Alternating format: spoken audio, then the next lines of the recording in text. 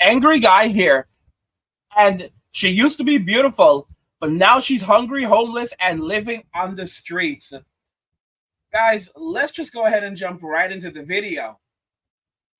All right, so what's your name? Kayla, Kayla, how old are you? 27. Where are you from originally? I am from Cali. What part of California are you from? It's a little, like a town city called Redding. So it's about 2.5 hours north of Sacramento. Okay, so you're from NorCal. Yep, NorCal, where all them cornbread fed boys are. And what brings you all the way out here to Phoenix? Man, I moved out here in 2018. It was cheaper because, man, California is way too expensive. Yeah. And I like the heat. I just like the desert. So, I can wear whatever I want. Not much clothing I have to wear either. I guess that's also why. Did you come out here with family or just by yourself? No, just all by myself. Did you have any friends out here? Or? I did. I was like dating someone at the time, and it was kind of like, hey, come on out here. You'll have a place to stay. If we don't work out, like, you're still cool staying here, so. And then, yeah, just kind of been chilling, like, So what's going on with your living situation right now? Are you homeless?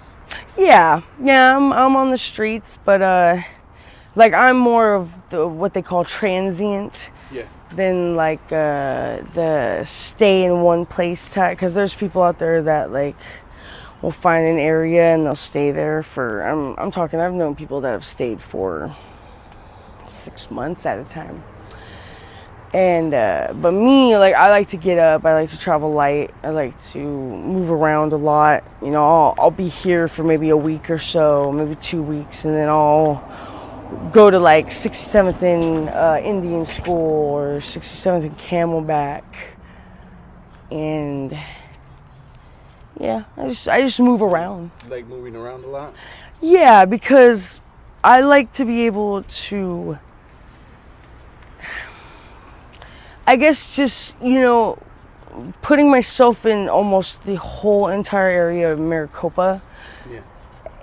It ensures that I have certain, like, better resources, better, just better luck of like people that I could get to know. Because I'm a very social person. I'm the type that's like, if I'm on the streets and I see other people, I'll walk right up to them and be like, hey, what's up? Like, yeah. So how long have you been homeless for, or a transient? For about a year.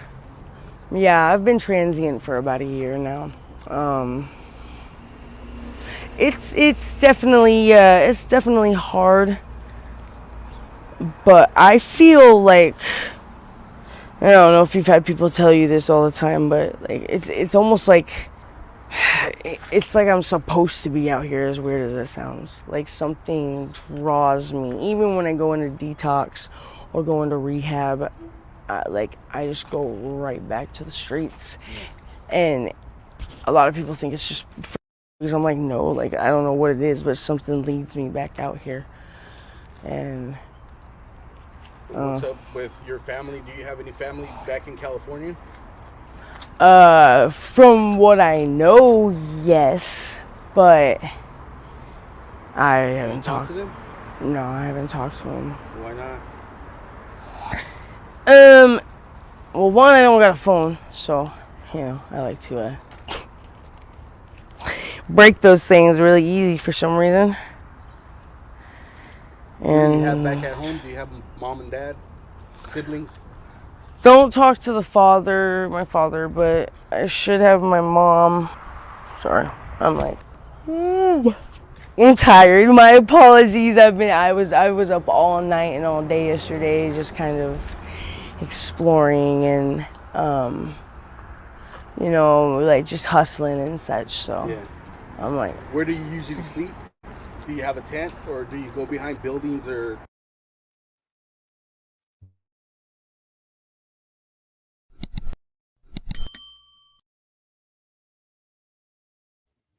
So, guys, she, I have to talk about it, that the streets are always calling, and that it's something that a lot of women struggle with.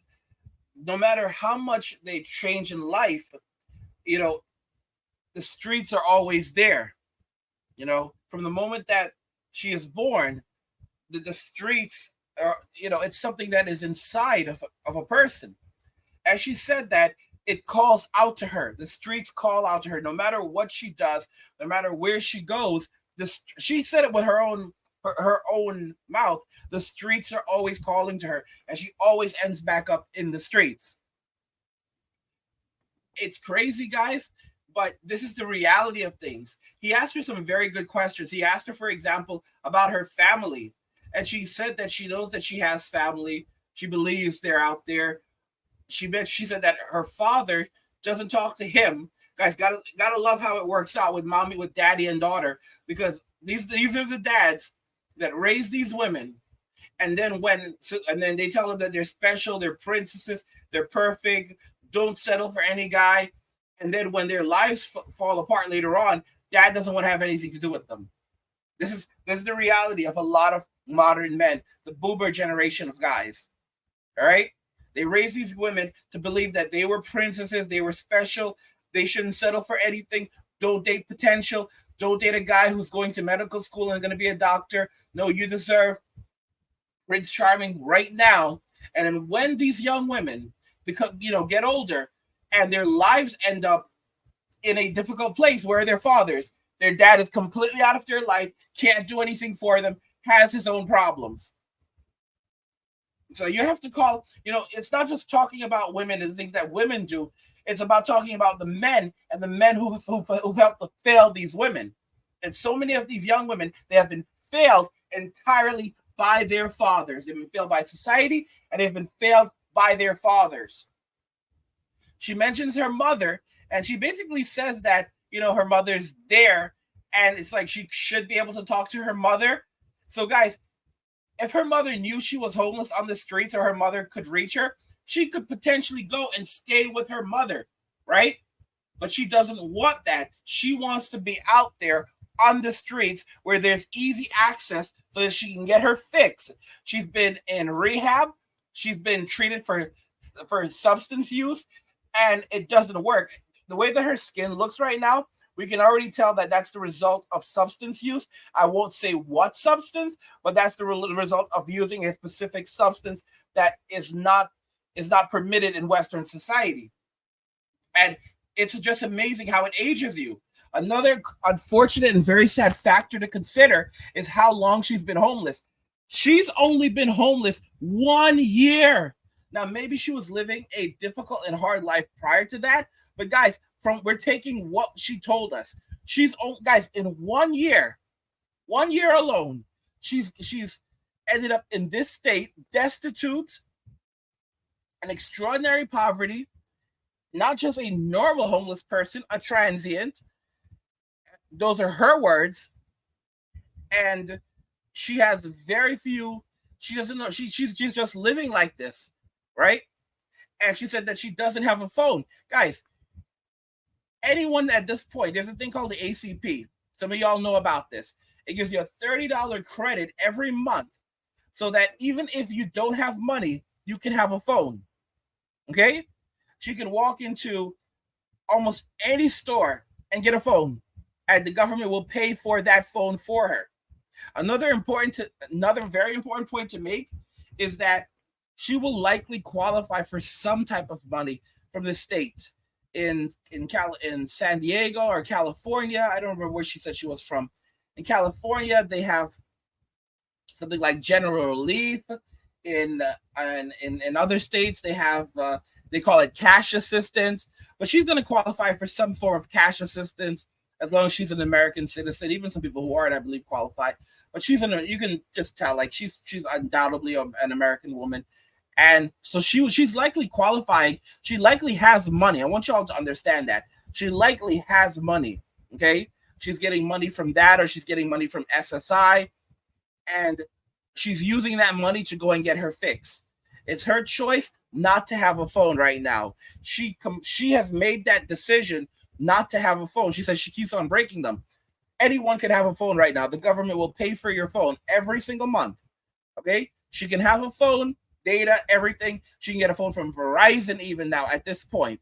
Verizon I used to work for Verizon years ago. All right? And they're expensive. She can have a phone from Verizon probably. But I mean, they're just it's unbelievable. And a nice phone at that. But she doesn't want that. Guys, what I've told you about a lot of homeless people is that it's a choice. She could go to her mother, but she doesn't want to because she wants to be free. She wants to be free and on the streets where she can do her own thing and no one can check her. Okay? In 1 year, she's been in and out of facilities. Her skin has ended up like this. She's ended up with substance issues. All of that over the course of 1 year. Just 1 year homeless, and this is the condition that you're in. And it's like you can see the personality in there, where she's just like the way that she talks, and then suddenly she just falls into this really difficult state. And you can see it that she used to be beautiful, but now she's hungry, she's homeless, and living on the streets with no real prospects for the future. I mean, guys, this is what happens when poor decisions are made in life. This is what happens when they make very poor decisions in life. What do you guys think regarding this? I want to know your thoughts on this. Do you think that she will recover in the future and be able to return to society as a productive member of society? Or do you think that we're looking at a hopeless situation where she is likely to spend the rest of her life in the streets? I want to hear your honest opinion on this in the comments, because I feel so much empathy for her in my heart. Let me know what you guys think in the comments. Like the video if you like it. Don't forget to subscribe. And if you like the video, share the video. And just remember that all roads lead to MWA, men walking away. And cheers.